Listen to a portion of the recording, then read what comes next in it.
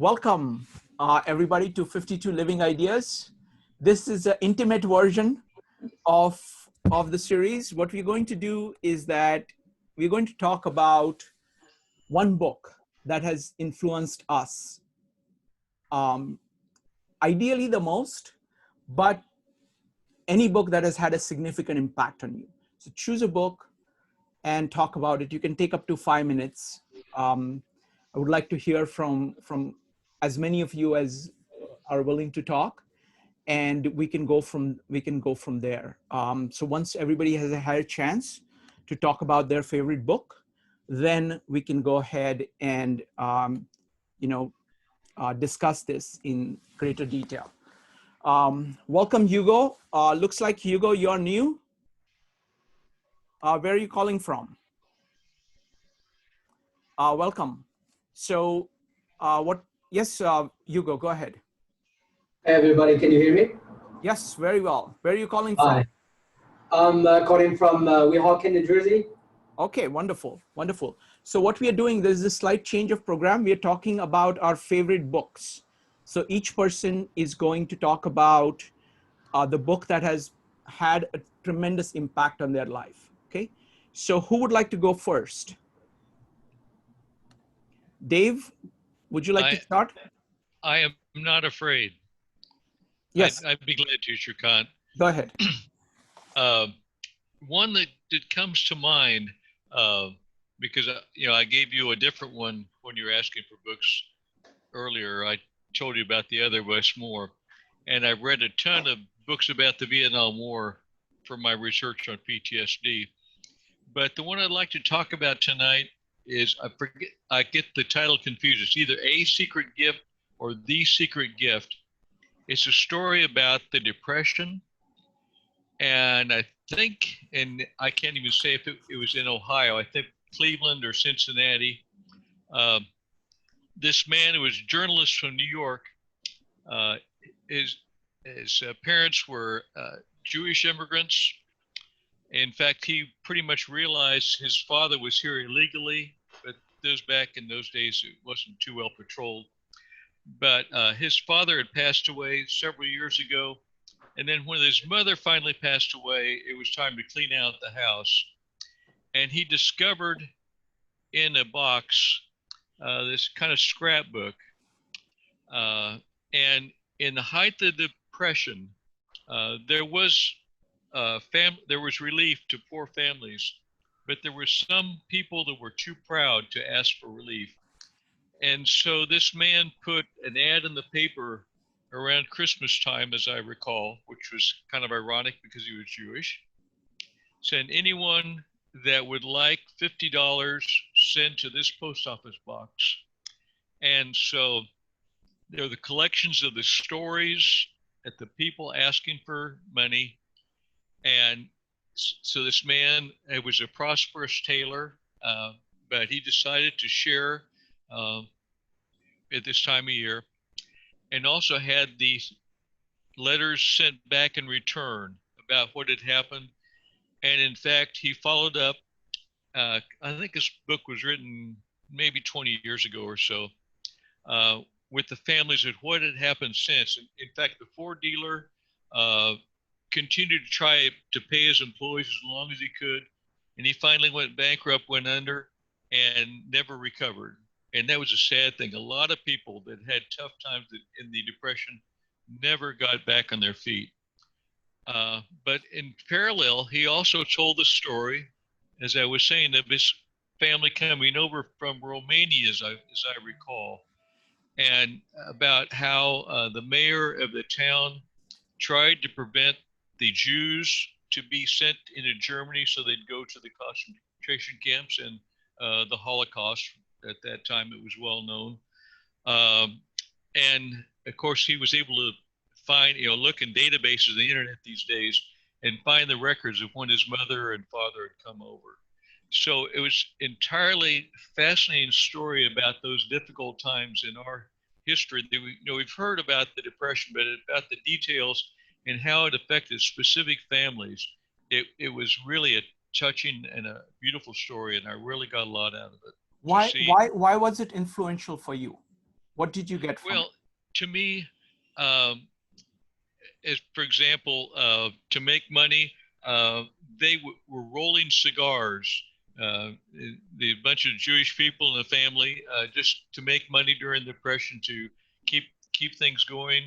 Um, but like I say, just to understand, because my parents lived through the Depression, but beside the fact that they were school teachers, but I never heard really a lot of details. it? But It's basically it was a process of understanding what depression was and what it did to people in great amount of and detail. also So it's kind about of the providing Jewish the history. culture and about the immigration and things going on in Europe in that time. Yeah, to me, it was a fascinating thing, and yeah, it spoke on several different levels, like us comprehensivists do these days. Thank you. Excellent. Excellent. Thank you, Dave. Who would like to go next? We're sharing our most, books that have influenced us. Yes, Laura, you're next. You can pick one book and you can talk about what that book is and why it influenced you. Go ahead, Laura. Laura, you need to unmute yourself. I'm terrible remembering books, but this one was about this woman and this man who were madly in love. And they stayed together as long as they could, but then they had to separate and the man had to flee. And she in turn had to go and live in a special house away from the town where they lived. And in that place where she went to live, she basically had to live in a closet. She couldn't even live in a space where she could be seen because the danger was that great. And she persevered in this way for a very long time. And the young woman that she was living with was very active politically, and she feared greatly for this woman's life every time she left the house. Not for her life, but for this woman's life. It was a very tragic story, and she worried about the love of her life, whether he was safe or not. Of course, he wound up being murdered at some point in the story. Eventually, she found out about it. And at the end of the day, she said, I can't do this anymore. I've got to get out of this closet. I have to fight, as well. And she became a very strong and very vocal activist. And she survived, but she ran into, very contentious situations with the Nazis, with the fascists, and she fought her way out, through determination. And I think it's just the strength of conviction. I read a lot of books at one point about Jews and Nazis and surviving in the Holocaust. And I'm Jewish, but not very religious. But I have to say, after reading those books, I became extremely proud to be a Jew, and because of the incredible fortitude and strength these people had for survival, not only for themselves, but for their, friends around them, for their community. And, from that day on, I've remained incredibly proud and just always amazed at how people survived and how they can survive and how all of us can survive. And right now, I feel like we have to survive, I think we're in that position. So that's why I think about these books now and these stories, because we're not in concentration camps, but we do have to survive. This vote is a vote for do or die, honestly. So thank you. Okay. Thank you, Laura. This was great. Thank you very much. Who would like to go next? Brian, have you picked a book out of the 1,000? I narrowed it down to 3. Go ahead. So from 1,000 to 3. Oh, okay. Without any sort of rethinking about it, it's very difficult to come up with one book. I get through a vast number of books every month, and have done for a number of years. What I decided to do was just look at the ones which are handy. I'll start off with this one, which I don't know if you can see that, but it's called The Heart of the Enterprise. I spent the last sort of years of my career working in a discipline called systems thinking, and we applied it to organizational improvement. This man, Stafford Beer, was one of the greatest organizational thinkers that I ever knew and ever remember. And that's why I keep his books to hand and still use, even though I don't use I don't use the techniques anymore. I still reread his books sometimes. The next one, a stranger choice. Don't know if you can see that. I'll read it. It's called Beelzebub's Tales to His Grandson. It's a very strange book. I don't know if anyone will ever have heard of it.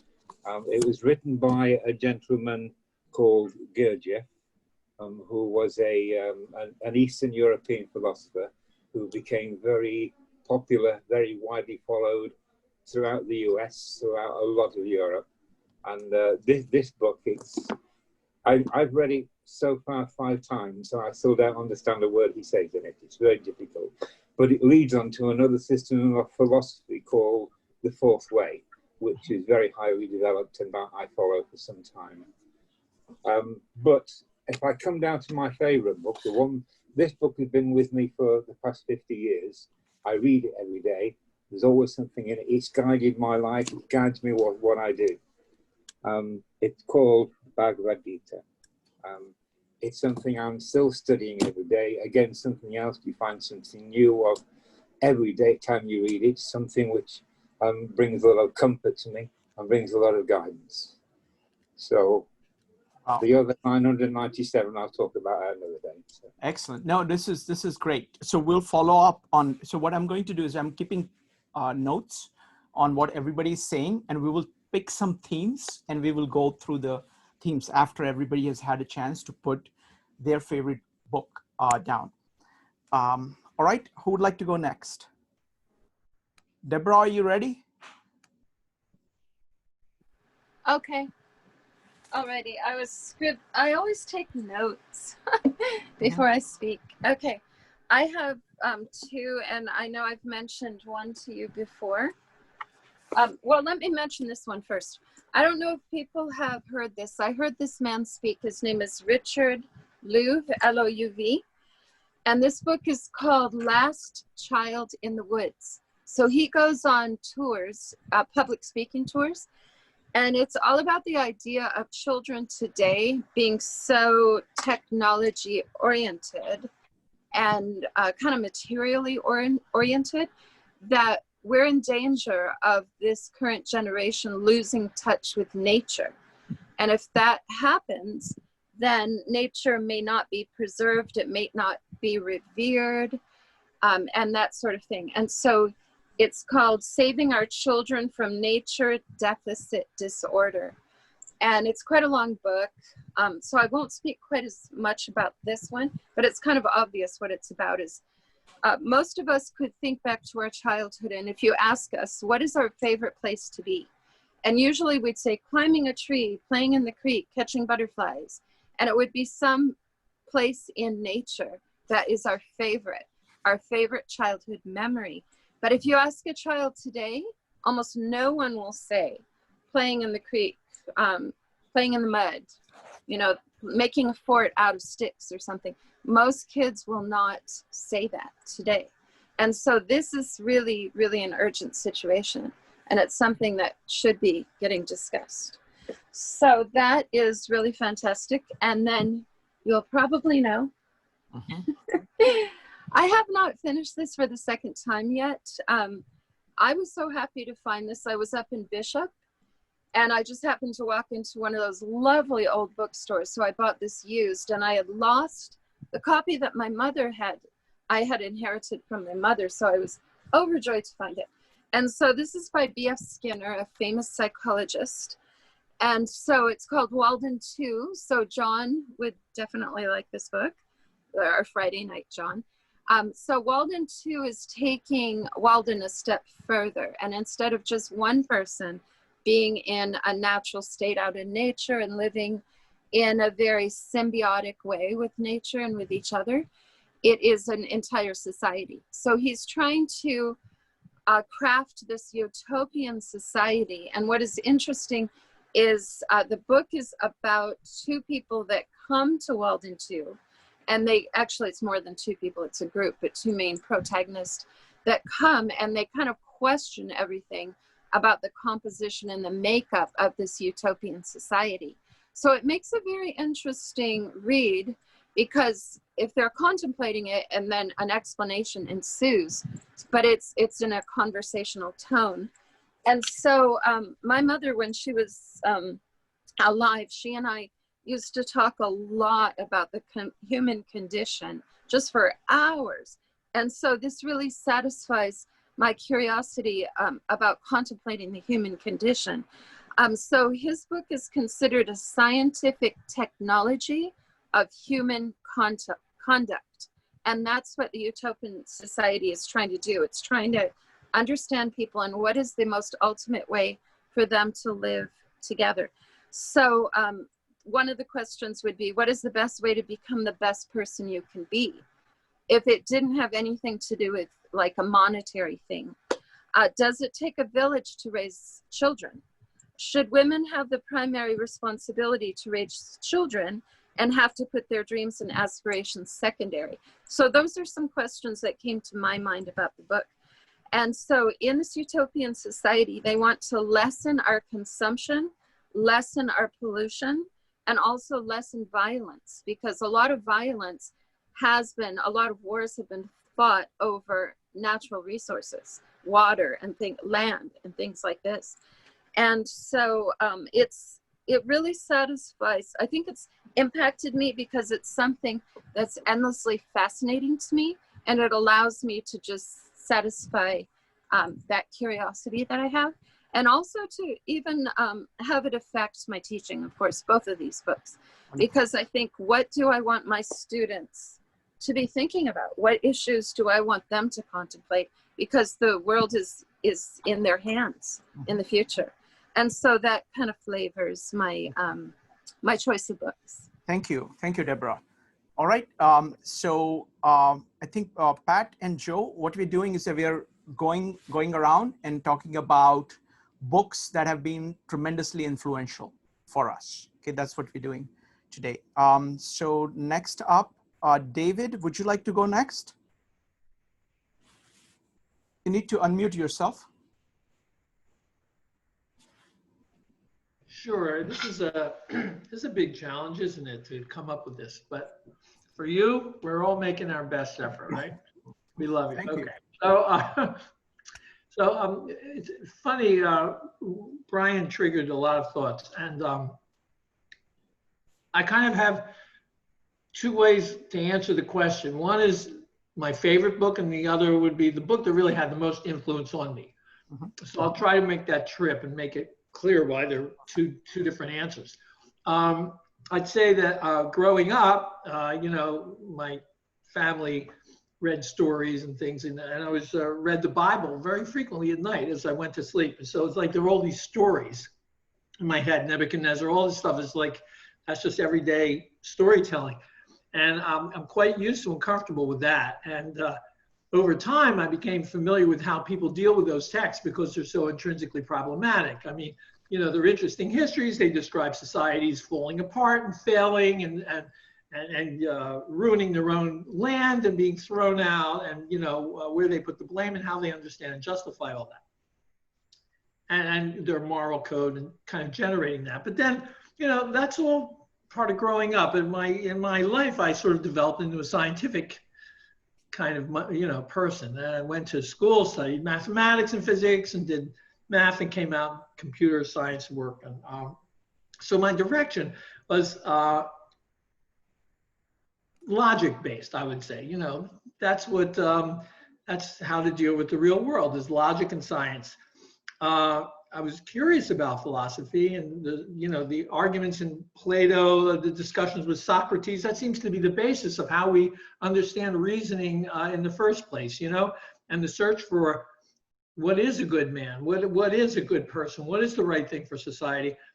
Struggling with those questions, I didn't see any way how to handle those issues. But in terms of science, you know what you're looking for.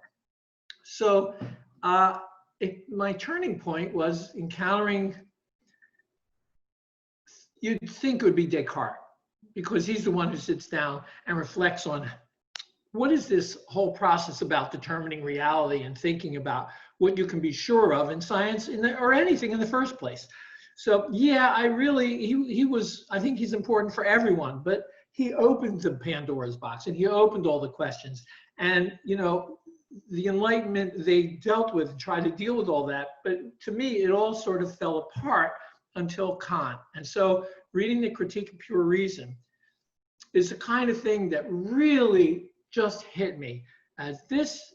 It's like to me the most magnificent sort of piece of reasoning. It's like the Mozart of philosophy. You know, it's not the end, but it is just this unified self-reflection on what is this reasoning, and I have to examine the reasoning per se, and I have to see how far I can go to really think clearly about my own thinking, and then talk about the reality that comes out without mystically grabbing to something like God to explain it all.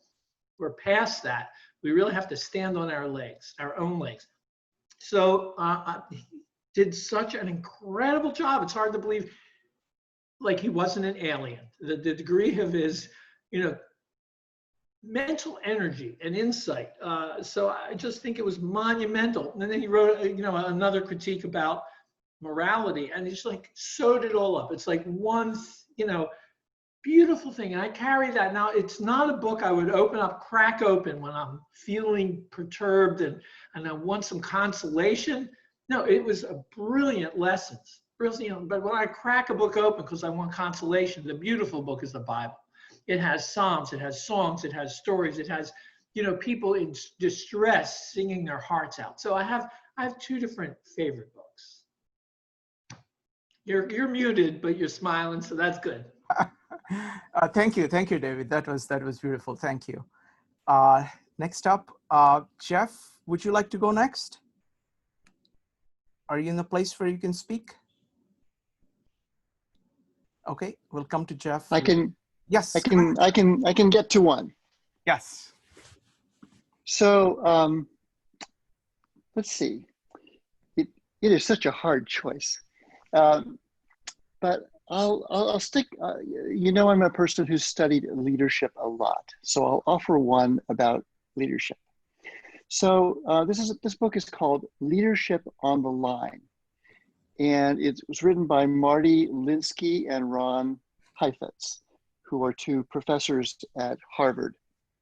And this course they teach at Harvard, a couple courses they teach on leadership, are so full, so oversubscribed, every single class. It's virtually standing room only in their classrooms. And I had the chance after reading the book sometime to actually spend a class with them in the summer program at Harvard. And Leadership on the Line focuses primarily on three things. First of all, these two guys coined the phrase adaptive leadership.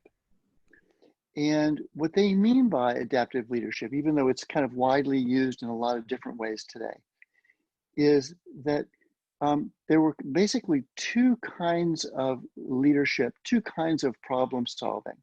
There are problems where you basically know the answer and about what to do. And it's just simply a matter of organizing and making the decision and following through and doing it. And they call that a technical solution to a problem. But they said that more and more, as the world is becoming a complicated place, the answers to really vexing problems require new solutions that that they call adaptive. And by adaptive, they mean things that are going to have to be created and evaluated, and they seem like the best thing to do at the time. But in essence, the application of whatever solution you come up with is going to be an experiment. It's going to have to go through substantial iteration. And they noted how difficult it is to be in a leadership position where people kind of expect you to have answers. They kind of expect you to know what to do. They turn to you and ask you, what should we do? And when you're in situations where nobody really knows, and it's more of a creative process than a critical one initially, this idea of being able to, as they put it, hold a container for creative and critical thought, so that people actually can consider possible solutions, can exercise adaptive leadership in order to then kind of imagine and decide and move forward and iterate and keep learning.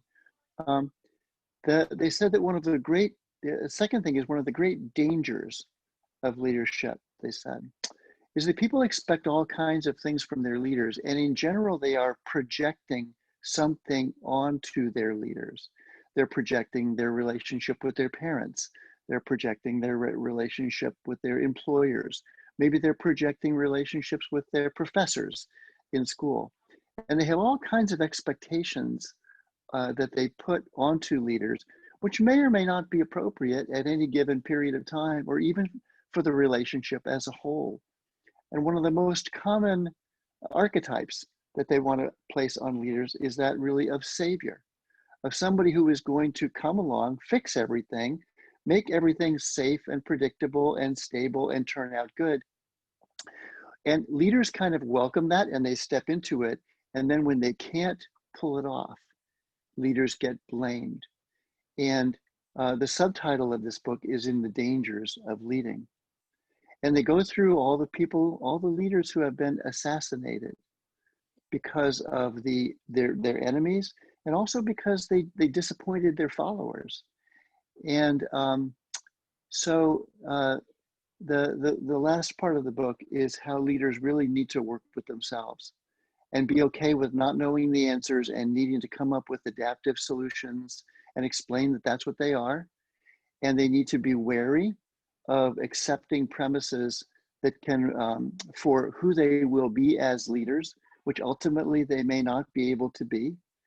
And that a big part of being a successful leader is an inner journey of working with oneself in deciding how to best serve others, and as opposed to just trying to kind of be the hero.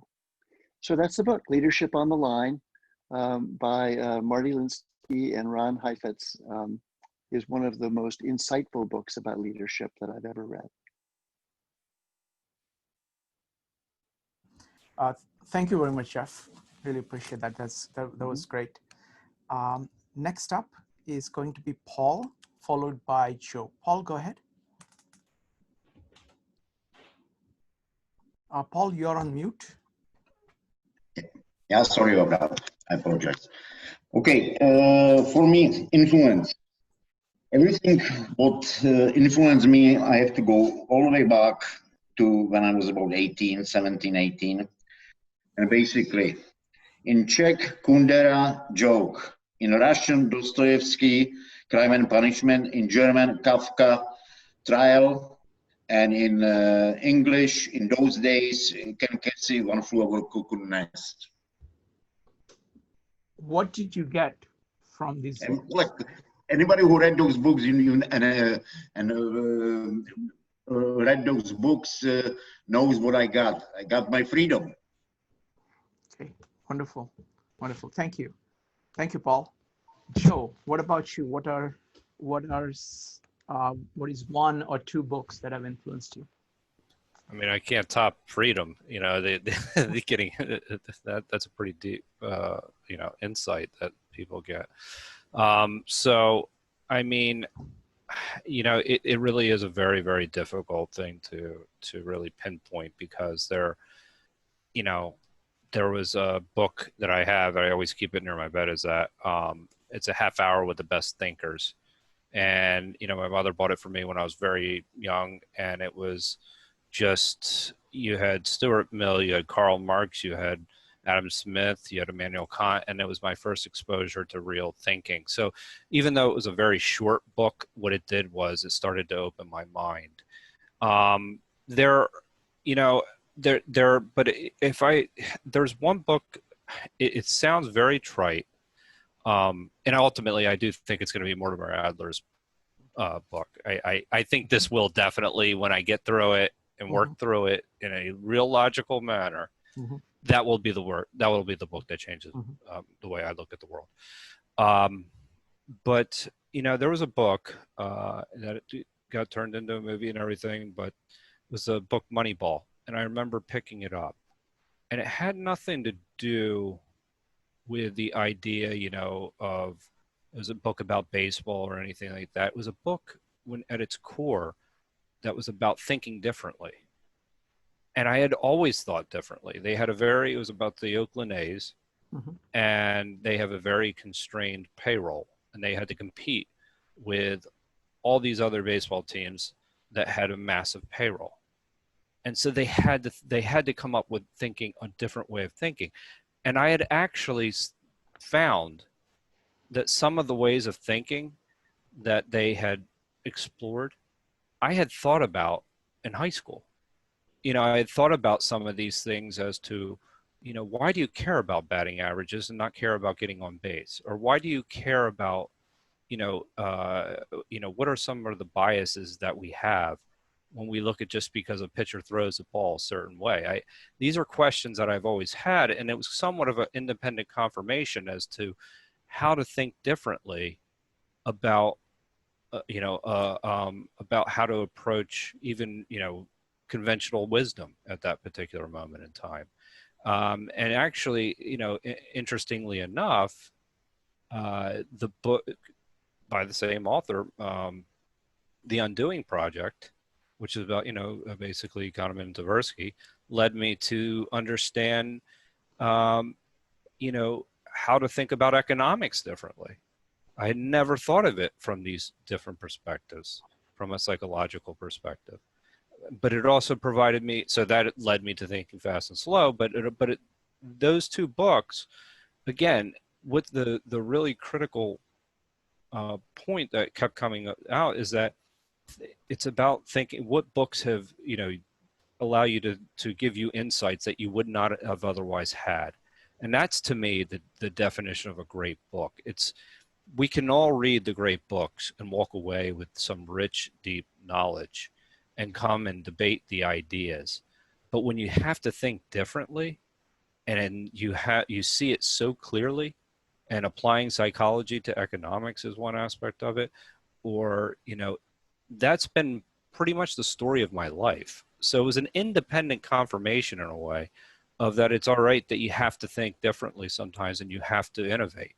So that while the books may be trite, they convey a message, you know, that to me, you know, because these are very quick reads by any stretch of the imagination, but compared to what everybody else has been, you know, sharing, you know, the depth of, you know, the Bible, it doesn't definitely stay, you know, compared to that.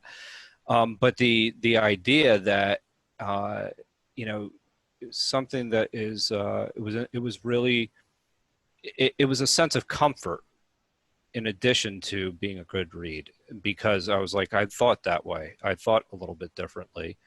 And that to me is what really is a great book. Wonderful. Thank you. Thank you, Joe. Sharon, you're next. Hey, so when you first talked about this book came to mind that I read many, many years ago called Man's Search for Meaning by Viktor Frankl. Have you heard of it? Yes. Yes. So that is a book that probably launched me in my understanding of the mind and what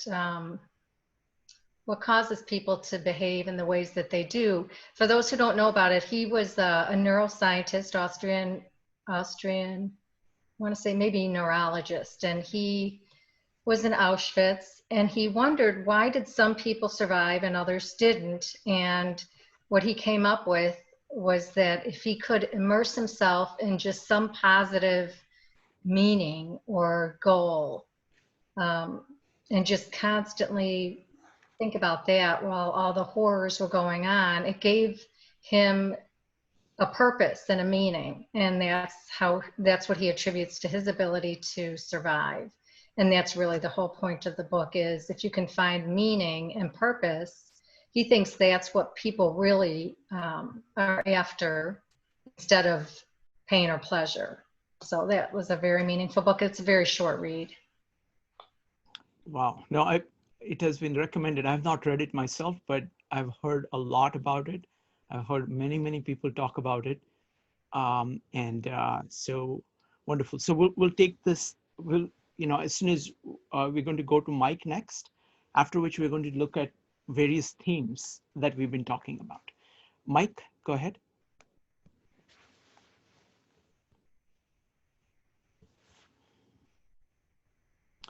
Mike, are you ready? Okay, I had to figure out how to mute myself on this thing that I call a computer here. Yes. Major thread of everybody who talked today was how the human mind works, and how the human mind works individually, how the human mind works collectively. And I've at least heard of some of the books and things that were talked about. Plato had his statement as to how the human mind works, which was very good, and it probably hasn't been equaled yet in most of the common literature. His allegory of the cave, that we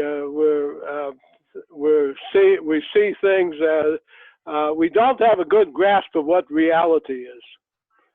Now, the point I'm going to drive to is there is one guy named Sir Roger Penrose, and he's an old guy. He was the PhD advisor, the thesis advisor for, of all people, Stephen Hawking, among other things. So that tells you how, and he's still alive.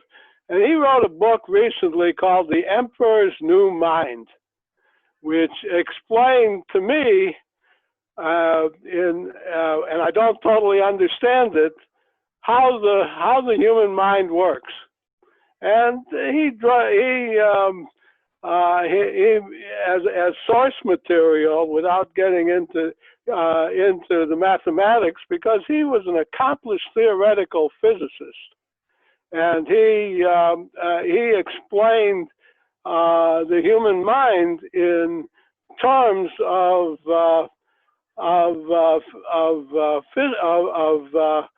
quantum mechanics and the uncertainty principle and all of that kind of stuff. However, his theory is the uncertainty principle is not uncertainty. When Einstein said God does not play dice with the universe, he said the only reason why it's uncertain is we don't know the processes. From where we sit, we may never know the processes. But uncertainty is really deterministic. Now, I've also read some of, and I don't know how, what Brian said about Ouspensky and Gurdjieff and Madame Blavatsky, how they said how the human mind works. King Solomon in Ecclesiastes came up with a pretty good description. Now, and actually everybody else here talked about political systems and how that's really the collection of the mind works. So one of the things that Penrose deals with is do we really have free will or just the illusion of free will? Is consciousness really a emergent property of the mind, or is it our thought of consciousness is really an hallucination of what we think about reality, and how the mind works really doesn't give an ordered reason as to how consciousness, how we create a version of consciousness based on what we thought, and that goes on as to explaining how schizophrenia works, how PTSD works, how autism works, and why all of these things are emergent processes of how the vision of how the human mind works. So I'm not sure how to.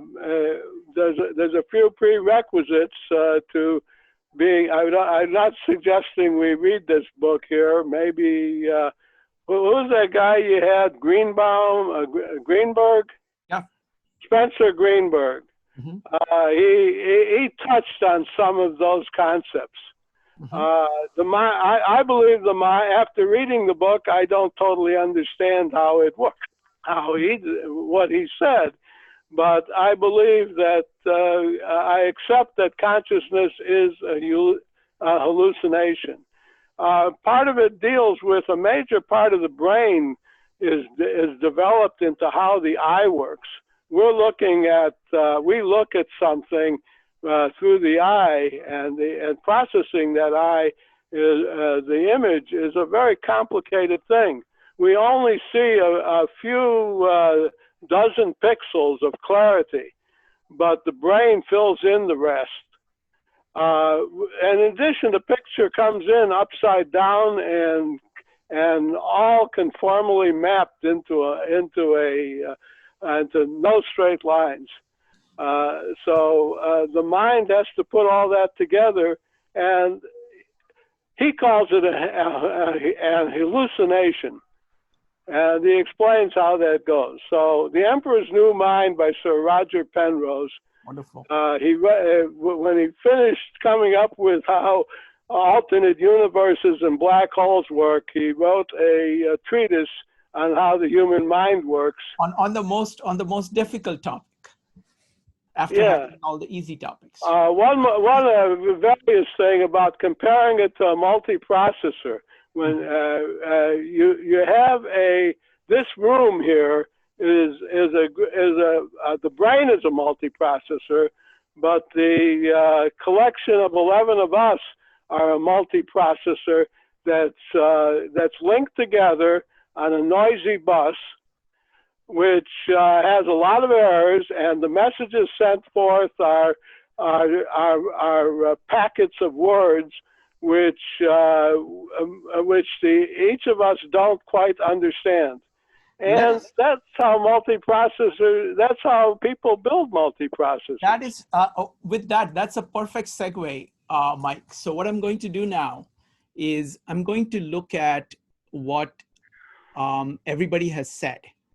And I'm going to try to connect the main themes and kind of talk briefly about the themes. So the themes, as I see it, I mean, one of the large themes that Dave, Laura, and Sharon talked about is how do you handle difficult times? You know, what does it take for a person to handle difficult times? Then the theme I want to pick up from Brian is Bhagavad Gita.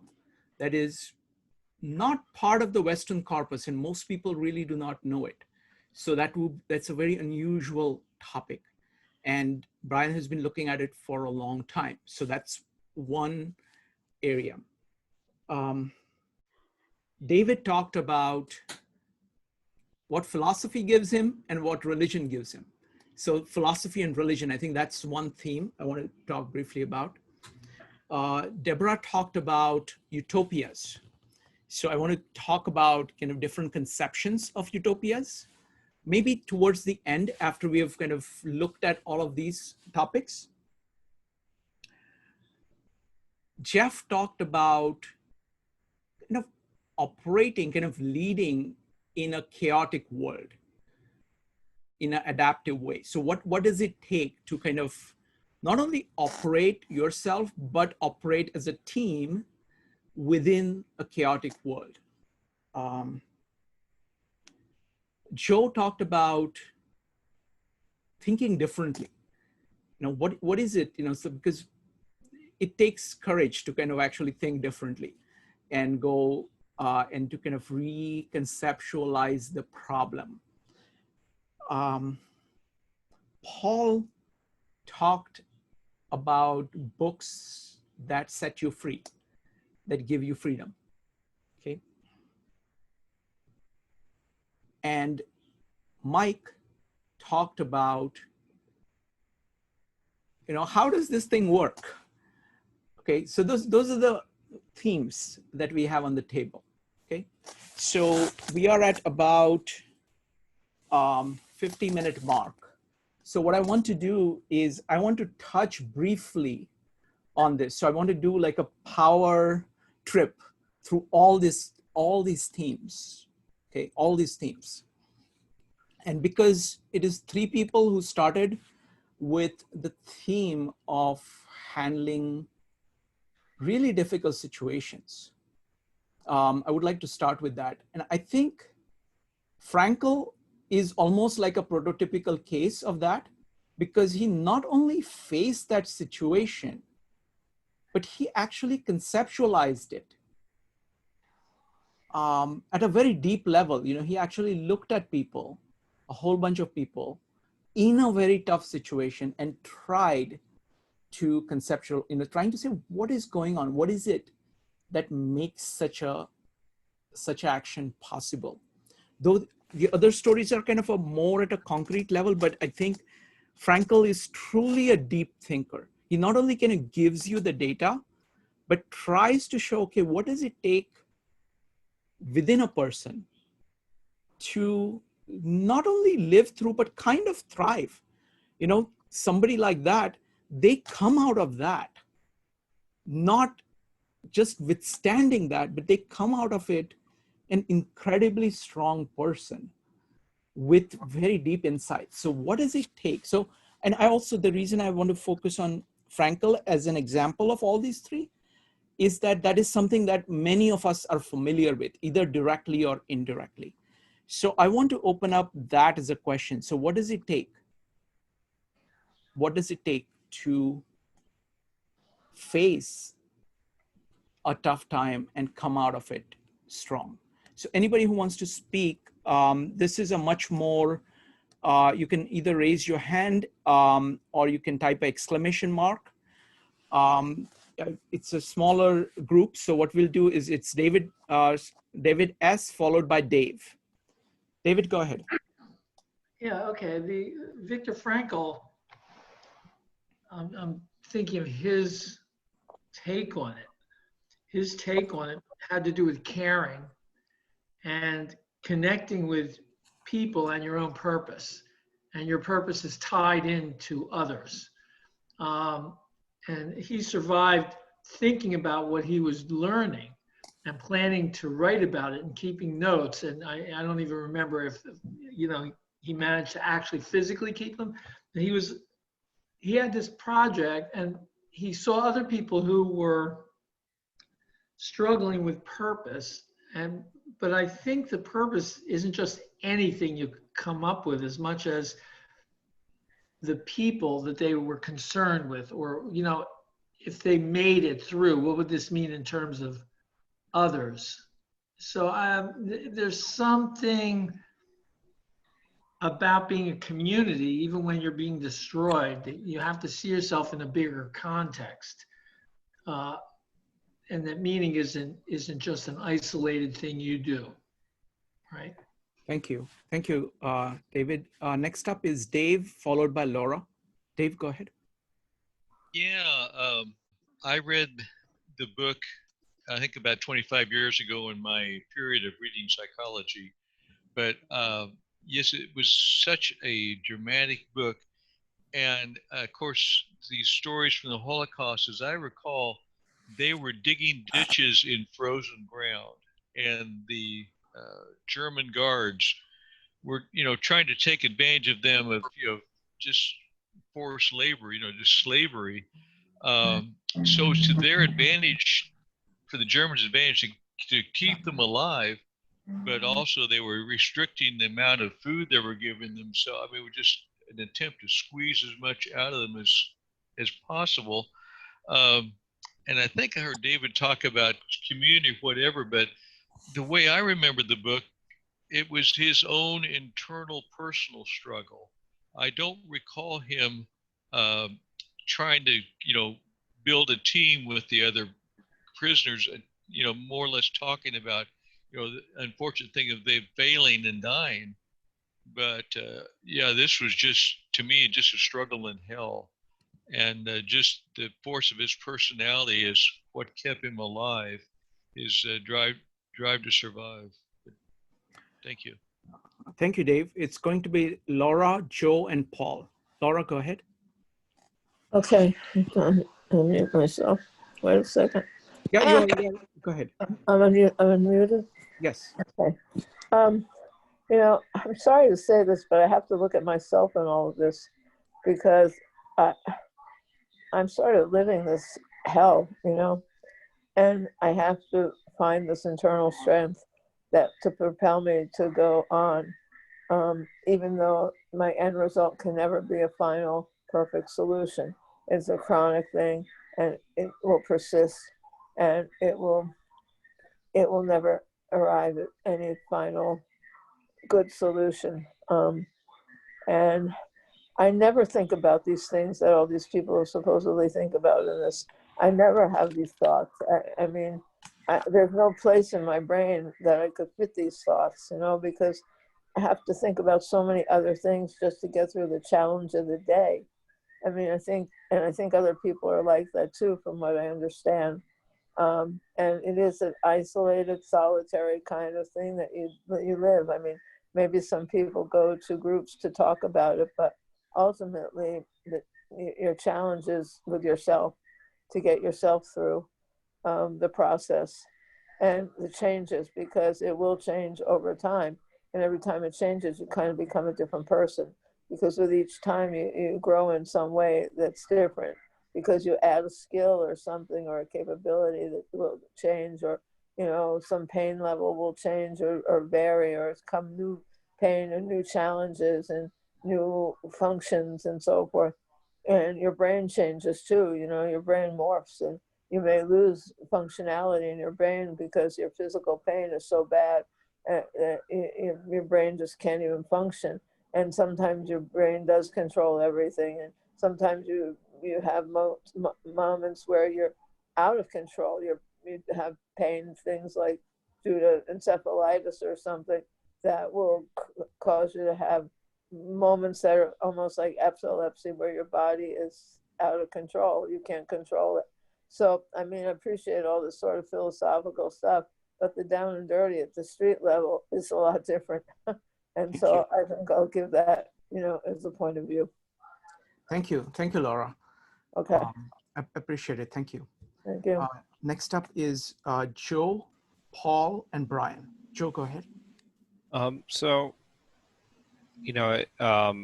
never, I am going to go back and read Viktor Frankl's, finish reading it, primarily because I'd actually heard about camp life from a couple different survivors, and he starts out the book with about camp life. So, and I wasn't at a point in time where I was really at a place where I could really read about that and be okay. So maybe I am at this point.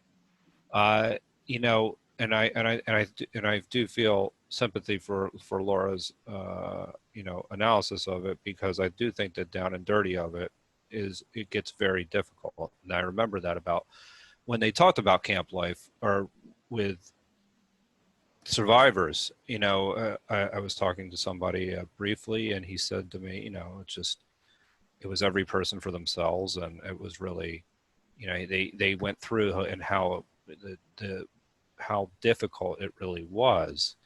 And in philosophical terms, yes, you can look back, and some people are going to get through those situations. They really, like Viktor Frankl, they'll come through and they'll thrive and things along those lines. But there are, it's hard to hold ourselves sometimes to that as ideals, because it's something to strive for. But we also have to be just empathetic or realistic about our own limitations to be able to make that, you know, to make that transition, because I think it's a really important lesson when when we make it through these difficult circumstances. And that is to not turn around and say, well, I did it, so you can do it. It's to realize that you need to help someone else get through that point. And I think that that's a really important lesson to take from, that's what Viktor Frankl did. It's kind of like he was trying to pull up everybody by explaining his experience and how he got through it. But it's also really important to recognize in this that we don't necessarily think that we're just going to be Viktor Frankl, but whatever we do get through, to make sure that we emulate, or, you know, what he did, in that he made the most of the situation to help others. And I think that that's the lesson that I take from, you know, getting through these awful experiences, is to realize, you know, how fortunate we really are to get through them. And I think it's important not to idealize necessarily, well, he did it, so I can do it. I should be able to apply it to my own life. You know, you can, but I think the really important lesson is that he thrived after that. And then how can I, like, help people after, you know, going through what I, you know, or, you know, if you went through a difficult situation. So I think that we also have to look at this as a way of developing an understanding that we wouldn't have otherwise had. Thank you. Thank you, Joe. Next up is going to be Paul, followed by Brian. Paul, go ahead.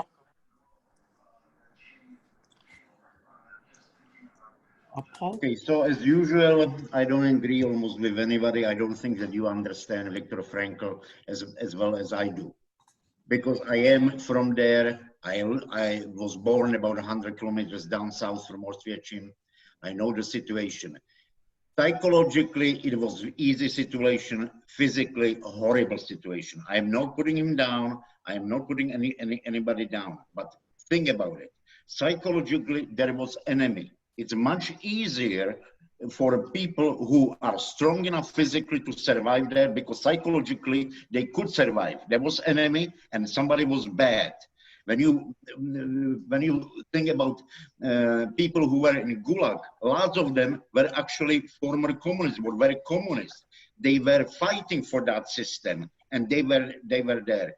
If their own system put them in Gulag, their psychological situation was much worse than for Jews being in concentration camps. That's how they could survive. Who was strong enough? And think about that, because they knew that the war will end. They knew that the Russians are coming from east and Americans from west. They knew that. Talk to them, to actual survivors. They knew that. That's psychologically, because of their strong their strong mind, they were able to survive. Don't think only about the physical problems. It was horrible. I know, everybody know that, but psychologically, it was pretty easy for them. Thank you, Paul.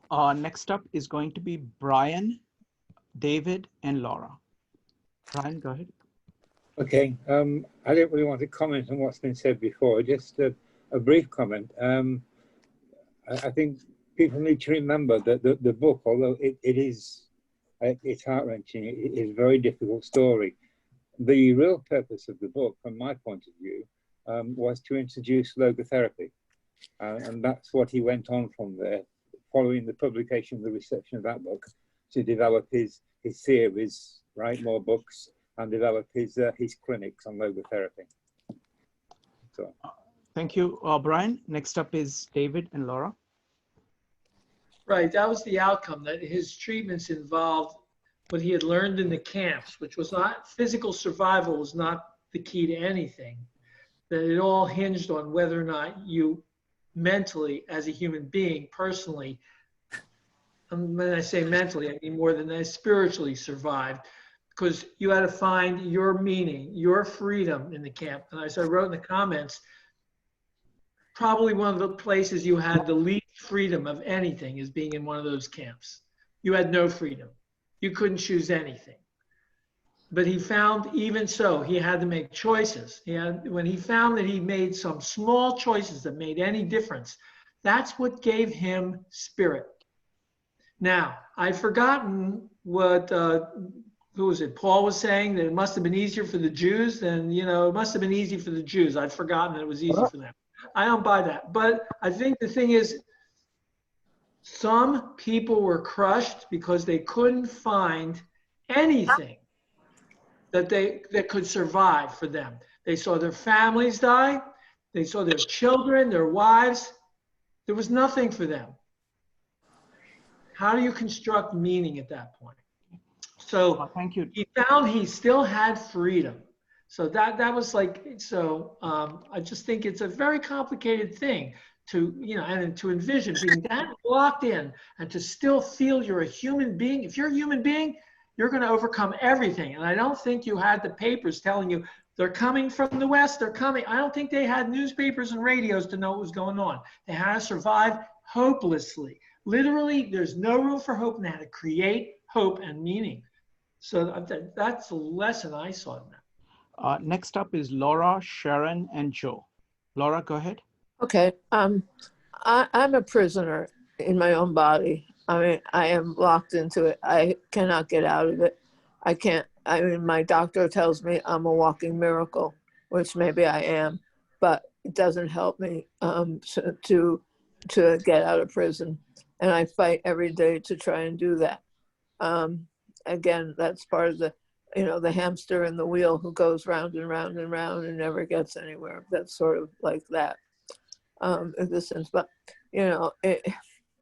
I can't even begin to explain to you what happens to your psyche, what happens to you in the relationship between you and your brain and your thoughts, and where the million times that it goes round and round, and thinking about what is this all about? Why am I doing this? Why am I bothering if I can't get better? What's the fight I'm fighting? Who I'm fighting for?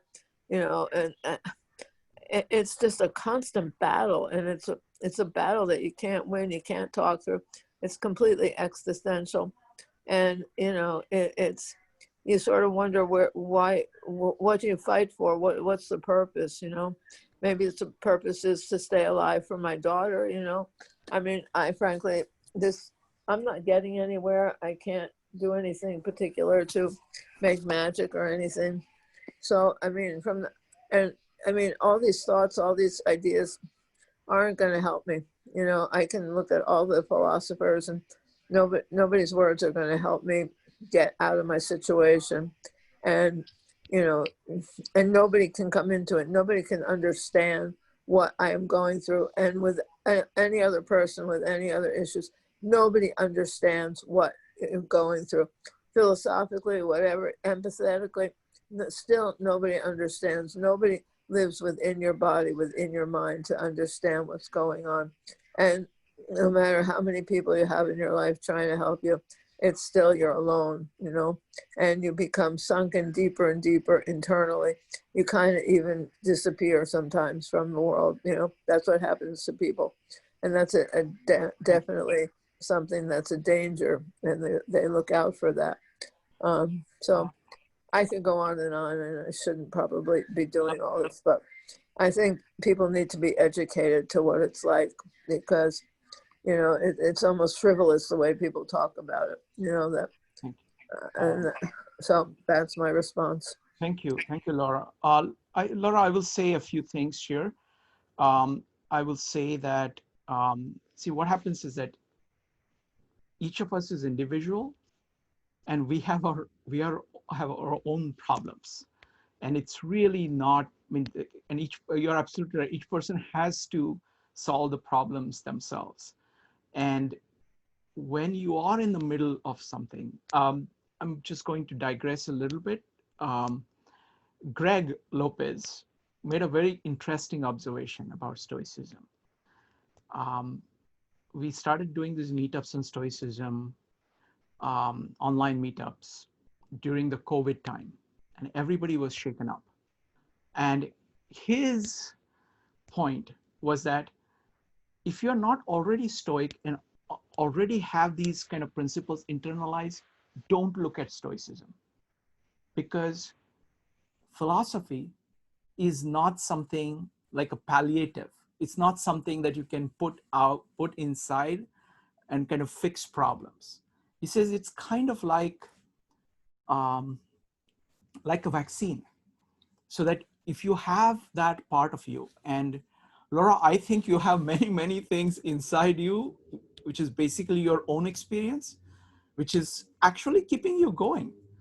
I know it's hard, but it is quite remarkable that with what is going on, you're still doing what you're doing.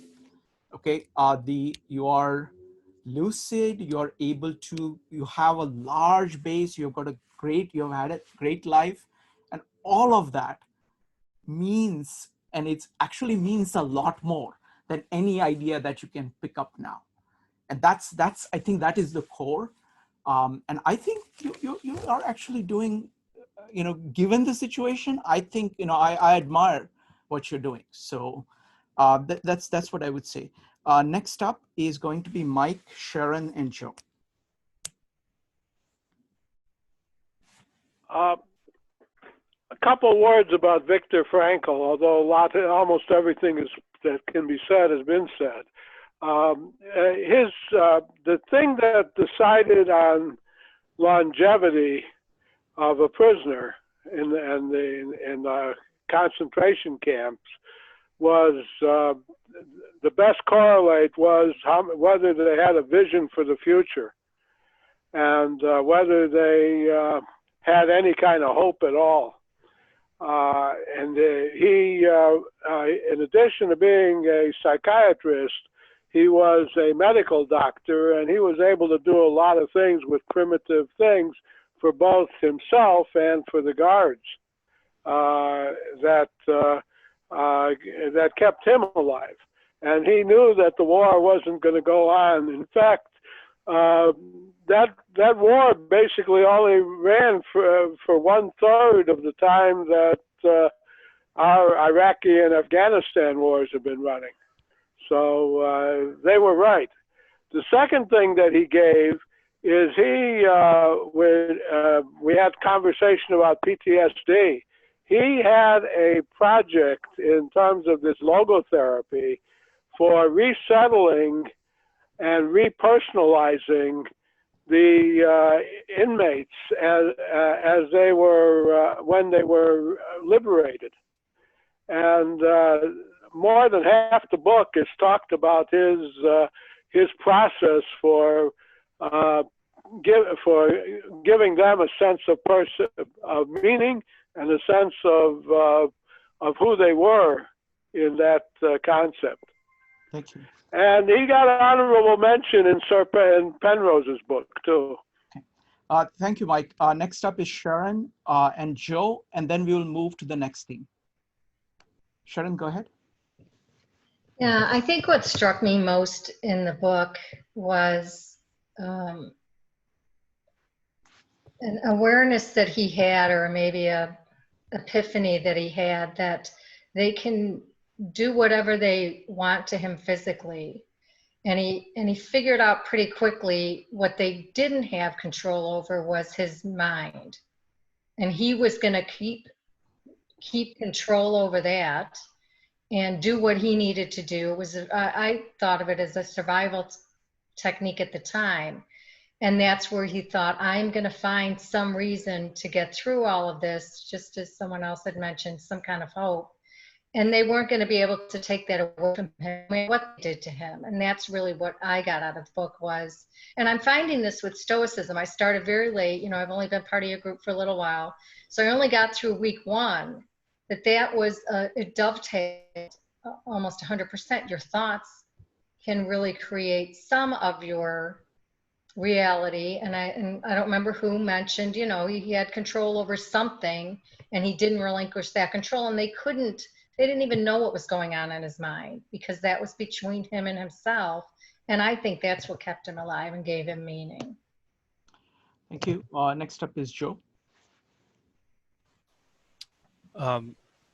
Yeah, really quickly, just really, Laura, I mean, yeah, you still have an amazing mind, because I still remember the eternal recurrence question that you asked with how it related to topologies the night John presented a few weeks ago. And I thought to myself, what an incredible mind, you know, during that process. So that was something that you know, there's a lot, there's still, you're still offering a lot to people, including myself. I don't remember the exact question at that time, but I was just thinking to myself, I know that you like math and things along those lines. So there's still a lot that you're offering to other people that you don't even necessarily know about. The other thing is, and I do want to speak to the idea of the most important thing I think Viktor Frankl actually does communicate, is the idea of character cannot be taken from you. Like, in other words, that is what's in your control. So no matter what happens to you, that is, and having gone through very difficult periods in my life as well, that's the one thing that people cannot take from you. And that's what keeps you alive, because your character is not only, and this is where Stoicism really and virtue ethics really comes into play, is that your character is how you interact with other people. And so that gives your life meaning, and that gives you strength. So the way you act is really, that is in your control. And then what you realize is that that's all that really matters, and that nobody can take it from you. They can take your reputations, they can take, you know, your dignity, they can take a lot of things from you, but they cannot take your actions and how you've handled yourself. They can kill you and they still can't take that. So, I mean, I think that's a really critical point to what Viktor Frankl, the thing that was so amazing about Viktor Frankl afterwards is that he actually thrived. And that's where, you know, that's the lesson that I think he really passed on to everyone as well, is that not only did he survive that situation, but he also thrived to explain what else to, you know, others, to inspire others. Well, I won't go into, but I will just say really quickly, people that were in the concentration camps, they were betrayed as much as anybody else. They were portrayed by the German people, which, you know, being in those camps, just as if the Russians had been, you know, I know I'm just addressing Paul's comment, but it's an important point. You know, they were betrayed, so that the psychological part of it was a camp is a camp. So that's what I'm, anyway. Okay. So next, I'm going to move on to the next theme. And what I'm going to do is that I'm going to collect, again, 3 people's selections to choose the theme.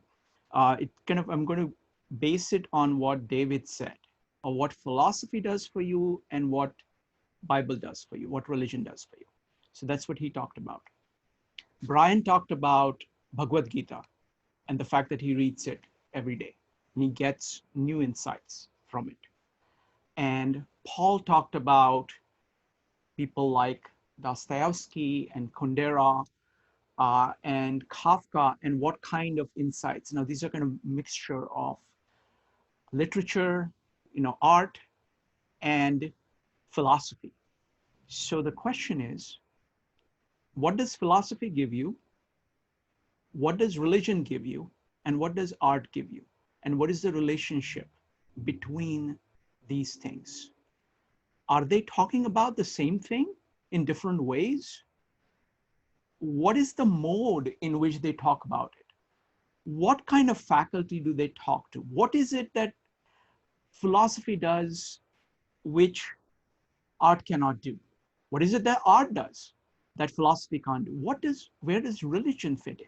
Is it art, or is it philosophy, or is it both? And these 3 disciplines, what role do they play in your life? Which one do you go to when, as David was pointing out? So that is the question on the table. So you can, anybody who wants to comment can raise their hand in Zoom or type exclamation mark. Who would like to go first? Or you can actually, this is a small group. Okay, Joe, you raised your hand. You can raise your hand in Zoom like this with a small number of people so I can actually see you. Joe, go ahead. So I'm trying to put the you know, and I kind of think of one thing that is kind of brings it back to what comprehensivism was last week, is the idea of storytelling fits into all three of those. Mm-hmm. You know, whether it's our own personal stories, whether religion, you know, through the Bible or stories. And I think that that's a connection between art and philosophy and religion. I think that there is a connection there. Philosophy, to me, gives you a framework for how to, you know, and I'm thinking about this for Comprehensiveness, you know, Wednesday, is that the idea is philosophy, it provides you a framework for life. You know, it's a philosophy of life that you can have. But it gives you a way of actually analyzing what is meaningful and what is not, and what is valuable and what is not. And, you know, we even you can even extract that to say that even work, you know, I often hear people say, oh, we need a strategic plan or something like that. Well, if you have a philosophy, you already have the plan, you just need to construct it. So I think that that's where I see as philosophy spans over all of these. And I think that we're writing our own personal stories within whether we have a coherent philosophy is a completely different question. But, you know, I think philosophy is a framework for, you know, analyzing our everyday interactions in our lives. Thank you, Joe. Next up is Dave.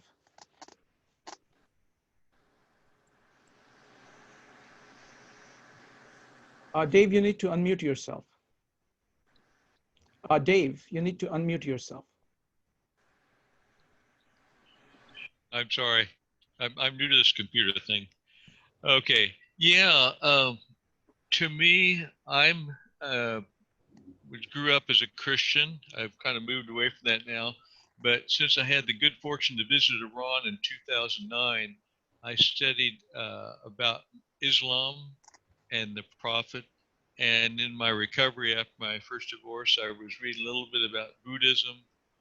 And it seems like man wants, or I should say people, I shouldn't say man, because it includes women too, we want to have an understanding of what's going on, you know, where we came from, that there's someone or something up there in the heavens that created us and will take care of us, and we can say a prayer to. And I think philosophy in some ways does the same thing about explaining life to us. Although, you know, none of us, to me, is a complete understanding, and we still have a lot to learn. We haven't learned to live in peace yet. But to me, it's kind of, I guess, just the basic of trying to live our lives. Thank you.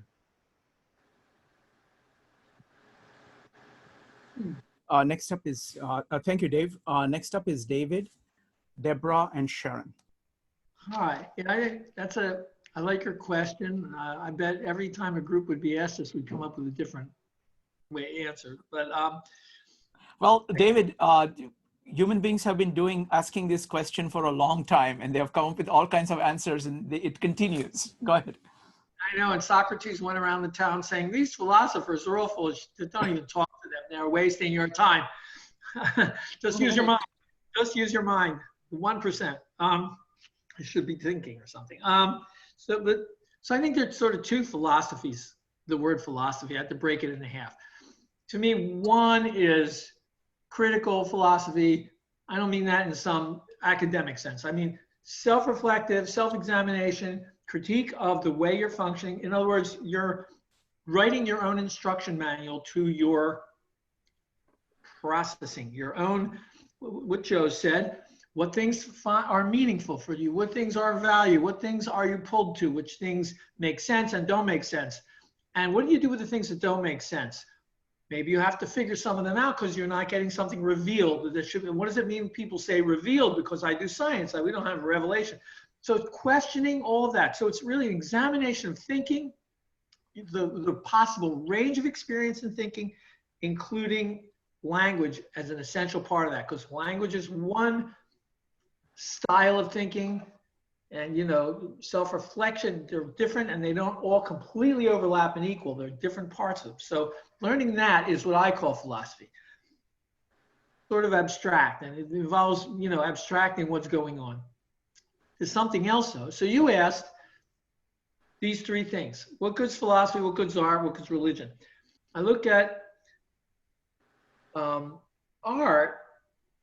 You didn't ask about science, because I guess we know what that does. But so science is defining the objective world, the rules, and what actually just works.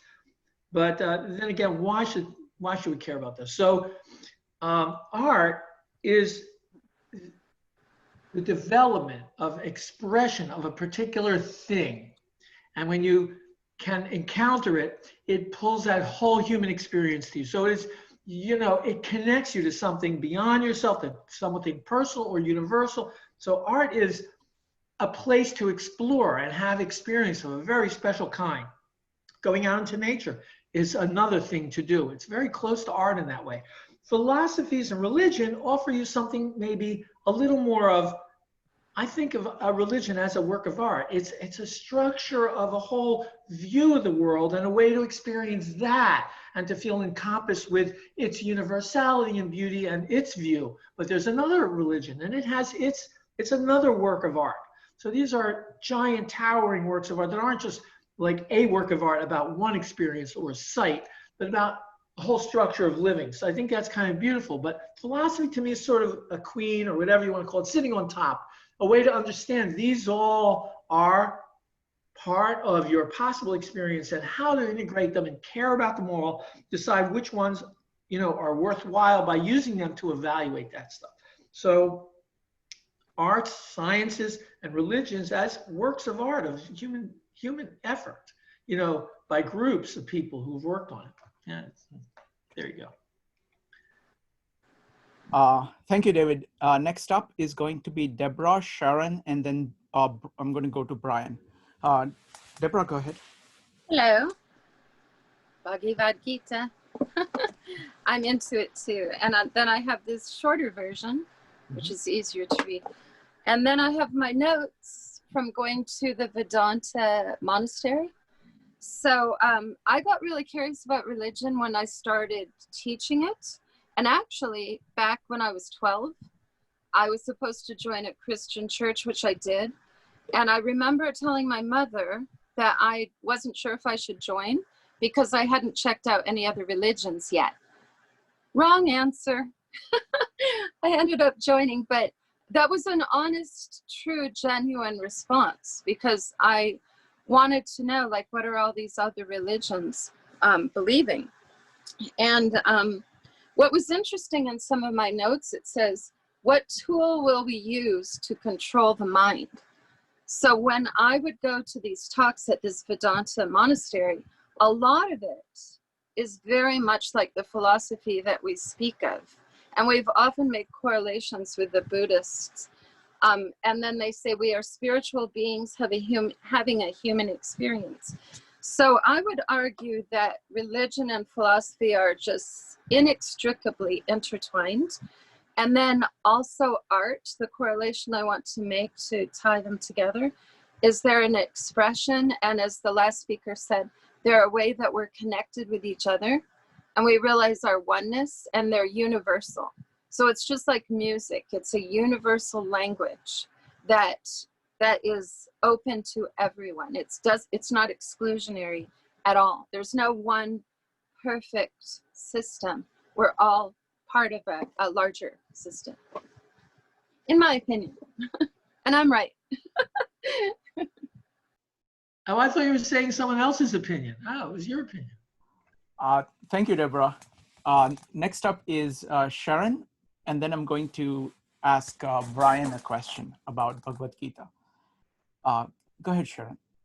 Okay, my thought on these three words. So when I think of philosophy, I think of understanding. When I think of religion, I think of faith. When I think of art, I think of beauty. But then as I thought a little bit more about it, I think they each offer some level of understanding. So philosophy would be more of an intellectual understanding. Religion would be, and faith would be understanding of the mysteries of life, things we can't possibly understand, but we sort of release them to an awareness that's higher than our conscious. And then art to me is usually an expression, and that would be an understanding of someone else. Thank you. Thank you, Sharon. So Brian, can you talk a little bit about Bhagavad Gita and what it does for you? Okay, it's I mean, it's like all of these things and all these philosophies, it is a story. I mean, at its basic sense, it's a simple story of a battle. People argue about what the battle is supposed to represent, but it can be almost anything. But in this story, he examines all the aspects of life and how you respond to life and what is the correct way of responding to life, like many of the philosophies that we in other areas we look at. And I think that really sums it up. It is a story. The truth or anything like that, I wouldn't want to get involved with. It's a story, and it's a story to help you understand life, to lead your life, to guide you in difficult times. Okay, thank you. Mamta, you've come in at in the middle of a conversation, but if you have a quick point, what we're discussing, the question on the table right now is, what is the relationship between philosophy, religion, and art? Okay, so I think I got the question. That's why I just wanted to give quick 2 cents. Go ahead. Please go ahead. So welcome, I didn't welcome from New Delhi, and good morning to you. I just came from the jog and walk, so I can't space chat. Okay, so for me, I never knew yoga is the biggest of the philosophy. And when I read Patanjali Yoga Sutra commentary by Vivekananda, it opened my eyes. And then art, I have been painting and I love painting. It gives me contentment. And I think art gives happiness. And religion are rules, literally. That's what I feel, and I think I'm very right there. They are nothing but sets of rules and politics. That's it. Thank you. Thank you, Mamta. So let us go to, does anybody want to pursue this further? See, this is a very large topic of, because I think the way I see it is that everybody's all these three are trying to get at the same thing.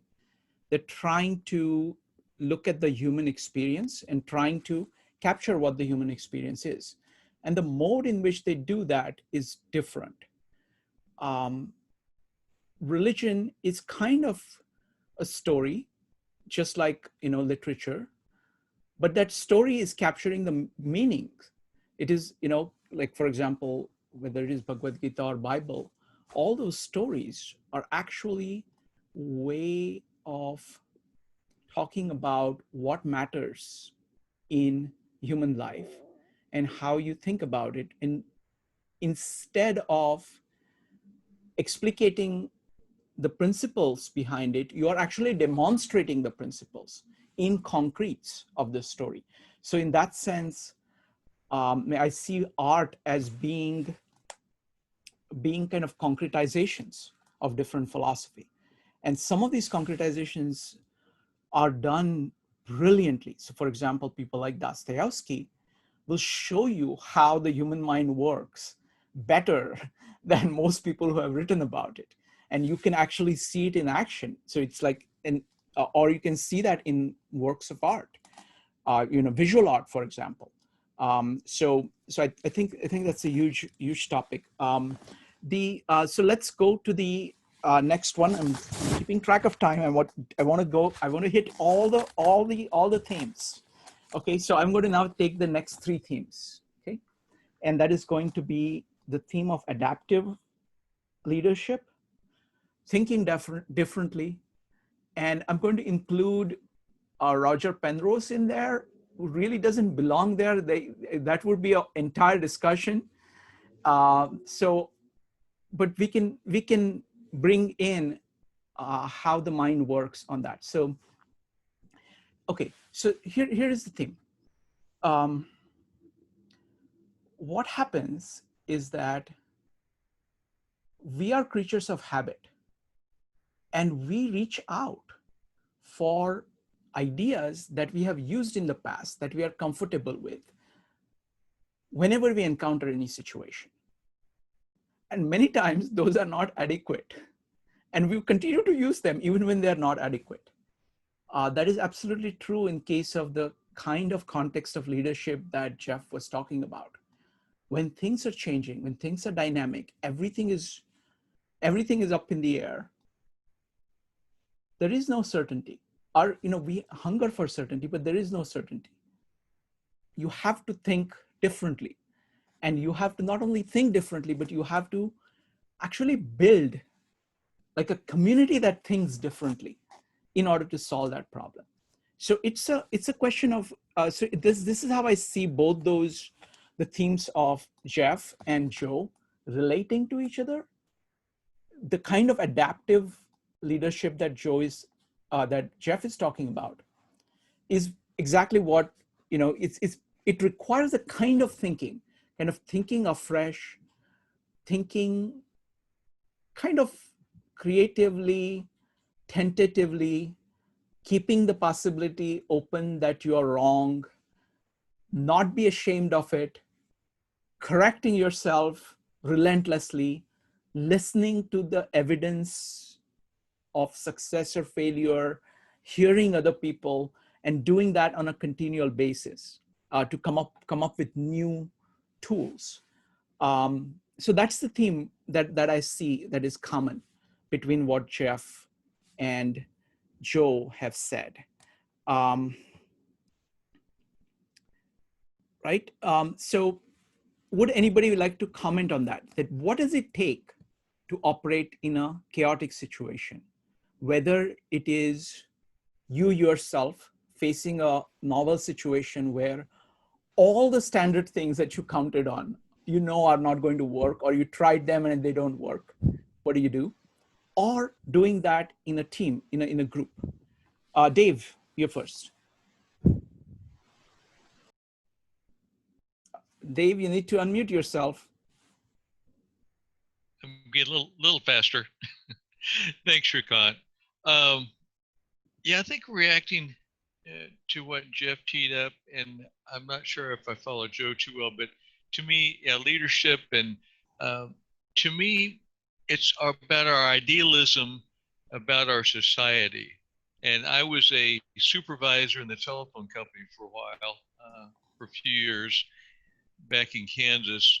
And so I had some people reporting to me. And but I also want to bring up the situation down in Portland. It's not too far from here, and I'm getting emails from time to time to a member of my Veterans for Peace friends. And to me, we've gotten kind of carried away, because at first it was, Black Lives Matter protest, but now it's about, the system's all messed up, and well, we're gonna burn it down because the system's not perfect. And to me, okay, we're the greatest country in the world, but we're not perfect, and both political parties have problems. But I remember as a supervisor, I was in charge of the vacation schedule. The school schedule. There was a technical school in Dallas, Texas, and everybody was supposed to get a school every year. And of course, only certain courses are available at certain times, and people want to go at certain times. And I thought I had a great accomplishment that I kept everybody pretty happy. But there's always going to be things. But people always get upset because, well, how come I didn't get this that I wanted? So I don't know. It seemed to me that's a problem with leadership, and I think Jeff was kind of referring to that. That whatever you do, people are going to be unhappy. So that's how I think was what I had to say relating to that anyway. Thanks, Shrikant. Next up is going to be Deborah, followed by David. And thank you, Dave. I forgot, I was mute when I thanked you. But so it's going to be Deborah, David, and Mike. All right, so this is my life. Shrikant, you are describing my life. I am in a complete state of utter chaos that I have never experienced to this degree. And I've had a lot of jobs. I've lived a lot of life. So this is so Deborah, perfect. can I request you one thing? We can see only your nose and up. Oh, sorry. Okay. Yeah. There, okay. A little bit further down so you can see your face, whole face. Okay. Yeah, that's okay. better. Okay. Okay. So one thing, since this is a practical application of it. So what I'm doing is not, what someone told me to do is not working for online teaching at all. Not at all. So first of all, to be a leader, you have to kind of distance yourself from these outside pressures. You have to let go of paradigms. And then I think one thing that a lot of people forget about, whether you're in business, working with children, whatever it happens to be, is that quite often we'll assume, oh, this is what they need. This is what my customers need. This is what my students need. This is what my family needs. And have we asked them? Do we really know? It's our assumption from our cognitive bias or something. So I'm kind of talking to myself right now. What I need to know is what works for them. How do I find out? I ask them.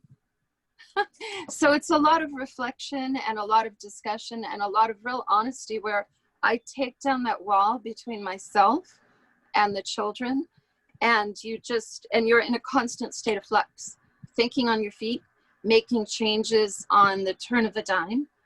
And I think that this kind of situation makes anyone stronger, because today I actually got up and walked away from my computer for about 10 seconds because I couldn't even take it. I couldn't take oh my God, it was so difficult. And I didn't say anything. I just said, I just need a break for a second. And I walked away because it was so overwhelming. So I think just blasting those paradigms, because since we're in the 21st century, no matter what business you're in or whatever your lifestyle is, we have to let go of the past and we have to live in a realistic way today and in the future. I don't know if that seemed applicable. But no, it is absolutely applicable, because it's a brilliant example of the same thing. It's like with education, online education, lots of the paradigms have been destroyed, and you have to recreate a whole new way of doing things. And people are going to try to do the same things the same way, and they're not going to work. Oh my God. They worked for a certain reason. And because person to person, face to face interaction with people who are right there especially with kids, it's a completely different thing than having them online. So you need to completely kind of rethink the whole thing. But excellent example. Thank you. And just talking to other people, I just now got a text from someone I was trying to connect with, because we're desperately reaching out to each other and saying, come on, let's put our heads together. Yep. So yeah, thank you for letting me share that. Thank you, Deborah. Next up is David, Mike, and Joe. Right. Following on what has pretty much just been said, but my take on it is the leader is like in the body, is the mind. It's the great thing about the mind, which is not the best organ for a lot of things. It's the most flexible. It's the most pliable. It's the most adaptable. It makes our hardware able to adapt to all the differences, and it detects. It's constantly ready to change everything that is for what has to conform to the shape we're in now. And so that's the leader has to be that, which means presumptions, like Shrikant started saying, you don't 100% have anything nailed down yet, because starting now, everything's already still moving. And we don't even know the answers if everything stood still. So it's going to be stepping across a pond as things are flowing, going by. That's the leader. But the leader has to work as a leader for the group. So the leader has to project for the future as though there's certainty that you're going to make it. So the chaos that's really there, you have to be distracted from that by enough of a vision that you're really definite you're getting somewhere. Everyone has to feel that they're going to matter in where they're going, and it's going to make the group get there, right? So that leadership is coordinating all those separate neurons that want to do, pulling in opposite directions to balance that. Just the way you walk, you have to balance that, opposite forces, right? And the amazing thing, it's a great leader when the biggest leader like Patton comes down right to the troops and say, you need more of these, you need more of that. We're going to take care of you. You matter. Every little person knows this machine will roll on, and it's not going to ignore me and just roll. It cares to bring the whole thing as an integral. We're all part. So the leader is someone that can put that all together. And that ability to do that, right? We talked about thinking differently is essential because you haven't done this before. And to think you're going to apply the old paradigms, right? That's not being alive and open to being a brain. You want a brain that uses all the old solutions. Absolutely. And so adapting, you were talking about, and thinking differently, well, that's how I see it. Wonderful. Thank you, David. Great observations as always. Next up is Mike, Joe, Jeff, and Laura. Mike, go ahead. Well, a lot of what goes back to the concept of what you see depends on your point of view. And I go through the fact that groups of people are multiprocessors that are loosely coupled and have to figure out some way to communicate. Now that process, just like people have evolved from bonobos and snail darters through a process, organizations have similarly evolved. Many of these statements of how organizations are set up, which includes the telephone company and our school system, are tied to how the Roman legions were started in a hierarchical discussion, and that's adapted to companies like Google and the telephone company and Ford Motor Company, and with Adam Smith's communications and Drucker's contributions to make it to what it is. So now everybody in that organization has a role to play. That some of it is implicitly defined. Some of it has evolved. And the person who has been anointed as the leader has to ensure domestic tranquility in that organization and make it function toward the mission statement. And so that keeps evolving, and it's done just as microprocessors are synchronized by messages on a bus, which has a failure rate too. The 8 cores in your Intel microprocessor have to talk to each other and divide the work effectively. So the leader has the role of providing the appropriate semaphores and the motivations to keep that communicating, keep that functioning, even on a bus. Now, the reason why there's uncertainties, and the uncertainties are are measured by and predicted by statistics, but it's not quite a deterministic process, only because we don't know enough about how that works with all the other microprocessors. And so we can come up with a statistical solution, and we evaluate the leader on the statistics. Okay. So I yield the balance of my time again. Well, gratefully accepted. Next up is Joe, followed by Jeff and Laura. Joe, go ahead. Yeah, I mean, I think that there's this connection between thinking differently and adaptive leadership, and there's this connection is perseverance within that. And I think there's something else in there too that we had talked about, was the idea of philosophy. You know, that you know, you have to be able to understand when there isn't an answer to a problem. So when there isn't one, you know, it's not worth obviously persevering in that particular case. But if you have a set of principles that you're governing to, and you're still thinking differently, right? You have a way of really understanding how to, you can persevere within that framework. This is a bit unclear, but what I'm trying to say is that the idea of leadership many times has to do with perseverance, but it also has to do with making allowances for other people's opinions within that framework. And then it's also, the most important part is to know when you don't have an answer, right? Where there's just nowhere to go.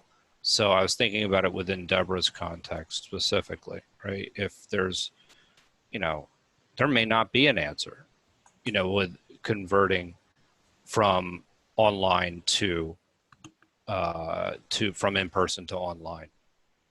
And, you know, that was something that had come out clear in one of the Switch episodes with, what was it called? The Learning Gyms. But I forget what the company was called, where he said something that was very interesting. He said that he was talking about the distinction between online learning and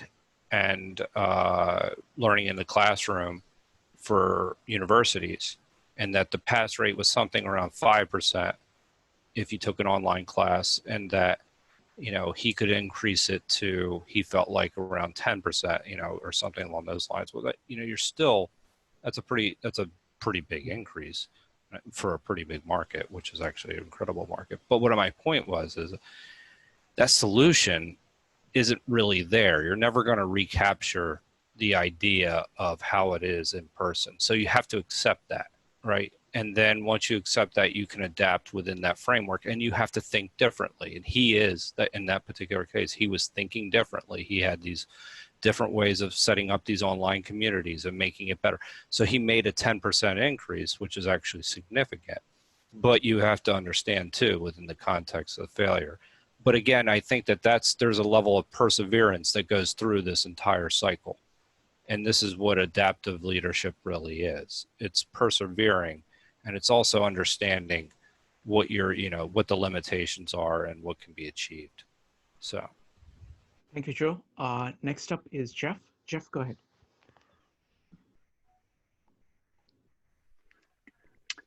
Sure. So I love this conversation. And Shrikant, thank you for organizing it by asking questions. I have to tell you, I bring a certain sense of humor that I try to maintain about it all, not to take myself or these things too seriously, partly because they're just so darn hard. One of my favorite lines about questions is the quote from Gertrude Stein, you know, there is no answer, there never was an answer, there's not going to be, there's not going to be an answer. But just the same, I do think that that questions are the key to really being able to think creatively, as well as to do it in a way that builds cohesion between people who are trying to achieve, in many cases, some fairly challenging results. And that really everything that we think and so much of what we do is our answer to either an explicit question, one that we know, or an implicit question, one that's just assumed. And I suggest that you might want to try from time to time. Whatever you think, whatever you're doing, whatever results you're getting, if in any sense you don't like it, try and ask yourself, what question is this stuff an answer to? What do I think I'm trying to do and why? And then just for a moment, pause and say, is there possibly some other question I could answer? I mean, I could pose for myself here that might yield either a really different answer, might even change the whole focus. And I think we're going to be entering times here, and we're in them right now. But I think that we're in for some pretty serious challenges where asking better questions is going to be one of the keys to being able to invent and iterate what we think, what we say, what we do to a better place as a result. And, you know, in that theme, one of my favorite quotes from Dorothy Parker was that the cure for boredom is curiosity. There's no cure for curiosity. And Deborah, to your point really about asking people what it is they want, I can offer you that for some reason, this turns out to be a really difficult lesson for people in leadership roles to learn, but that one of the great principles of successful leadership is that whatever you start out to do for people, without their input or feedback, you will likely end up doing to them. And so the principle of asking people what it is they think they want and what experience do they want from that, what do they want to gain from getting it, is really useful in setting up expectations, but also in coming up with great ideas for moving forward. And as Mike so wonderfully says, I'll yield back the balance of my time. Oh, Mike has started this trend. I'm scared of it now. The next up is Laura. Okay. Okay. A couple of things to be said. One thing I have to add about my background is I've become a painter. After I came back from near death, I chose to do the thing I like the most in life and find most satisfying. It's also the place where I can disappear from everything. So that's that story. Secondly, what you're talking about is the development of metacognitive strategies and developing how to become a thinker. And that's what we should be doing with students all the time, but we don't do it. So it's a wonderful thing to do, and, you know, and develop that kind of internal language so that you can carry on that, you know, ask yourself questions. Yeah, I'm too late to eat. Well, go ahead, Laura. Okay, Sorry about and that. I think I almost forgot the last thing. That's okay. It's Yeah. basically you're saying that it's about developing metacognitive strategies.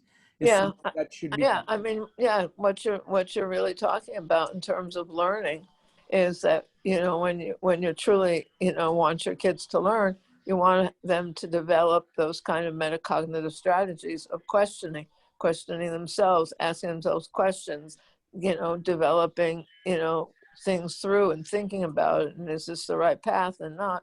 What, you know, that's about learning. We don't do that. That's not how we teach, unfortunately. And that's what we should be doing in class with students in every subject area, is developing that kind of thinking and helping them to develop the cognitive strategies they need, you know, and, you know, letting them be on their own and being, you know, inventive, expressive, make mistakes, you know. Let's not worry about the, you know, what grade we get on this test or whatever. Let's just evolve ourselves. And I think that that's, you know, I mean, that's my area. That's what I've been, you know, not that I do anything anymore, but that's the thing I think about the most in terms of what we should be doing in school. Wonderful. And I think the third point, if you really want to read something, I guess it would be more from an ethnographic point of view. Let's hold that, Laura. I want to now kind of close up because we are kind of at the end of our time. So I just want to say a few things. You know, You know, Shrikant, I hate to interrupt you, but before I forget, is there a way to get a list of these books that people have mentioned? Because there were a lot of books that were mentioned that I'm really curious about. Whatever books you recommend, just go ahead and put it in the chat, please, so everybody can have it. So while people are doing that, I want to say, isn't this quite remarkable? See, we're in the middle of COVID. We're sitting in places all over the US and some on the other side of the earth. And we are able to actually have a conversation like this. Okay, I mean, look at and I just found out at around 6 o'clock that, you know, Chase and Alex can't make it. So I have to come up with something. And, you know, I mean, I feel so grateful that, you know, these amazing people just show up and that I can just pose a question, you know, what's the most influential book? And we start this level, you know, each person puts all of these amazing things down. Then we are able to kind of look at the themes and, you know, have all this, you know, just amazing conversations. So I just want to say, you know, thank you so much, folks. I mean, this is just incredible. I simply love this. So thank you. I'm very grateful. This is awesome. You should tell Chase. It was amazing. It is. This is awesome. You should tell Chase and Alex they're going to lose their spot if they miss again. Because if we have another one of these, this is fun. Actually, I like this. Yeah. No, it's. I mean, I think that's what it is. I mean, I want to increase this kind of interaction. So I want to tell you about a couple of new things that I'm doing. New series. I have a series. There is a gentleman called Spencer Greenberg, who runs a company called clearthinking.org. He develops internet tools for thinking, so thinking better. And I'm actually doing an experimental series with him starting this Saturday for, I think he has 100,000 people on his list. So I'm going to try to get them, you know, we're going to try to develop a community where we're going to try. So I'm going to announce that event soon. It's going to be at 1 o'clock at the same Zoom address. So if it looks like, because it may be that more than 100 people will show up, so I may not publicize it, but I wanted to let you guys know. So if you want to check it out, you can come just at 1 o'clock on Saturday at the same Zoom address. And we will have that. I'm going to try it 3 times. We're going to try it 3 times. If it works, I think it will work. We will scale it up. So this time we'll be talking about decision-making. He has some very interesting ideas about decision-making, some tools for decision-making that he has developed. So it's going to be a very short meetup, probably 1 hour or so. So that's one. The one that I'm more excited about is my friend Michael. He has agreed to do meetups. And we are very close friends, so we would have lunch every week before COVID. And we would talk about everything that he had been studying throughout the week and I had been studying. And typically when we meet, we can go for 10 hours continuously talking about these topics. So he's agreed to do a series and it's going to be on philosophic calendar. So he has looked at all the traditions of the world and come up with how different cultures focus on different themes across the year, depending on the month, depending on, you know, this is kind of, and he's kind of mapped that onto philosophy. And he has this entire program for the entire year based on that. So that's going to be on Sundays, starting this Sunday. And this Sunday, we're going to be talking about transformative learning and the Zoroastrian idea of 3-pronged approach to morality of thoughts, words, and deeds. So those are the 2 themes. So the theme for September, his theme for September is arete. So that's starting out.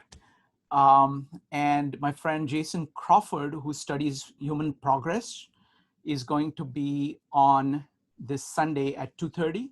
And we're going to be talking about the concept of progress. What is progress? What does it take? What does it take in terms of kind of social systems? What does it take internally for people to do progress?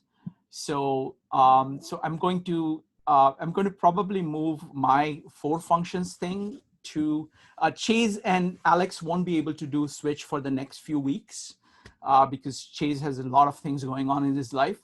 So I might move, I'm trying to figure out what to move to Monday. I might move my stuff, which I'm doing on 4 functions, to Monday because I don't want to do it on the same day as Michael, because I get very interested in what he's talking about typically. So it's better to do it on a separate day. So I've got lots of exciting things coming up.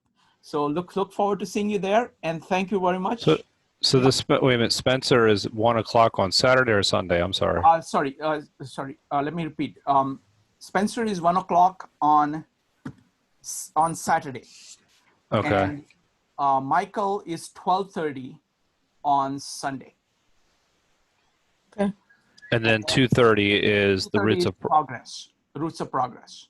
That's going to be Sunday. At 2:30. Yeah. The Roots of Progress is only one time, but all these other ones are kind of continuing series. Shrikant, Just tell us what time we have to be there.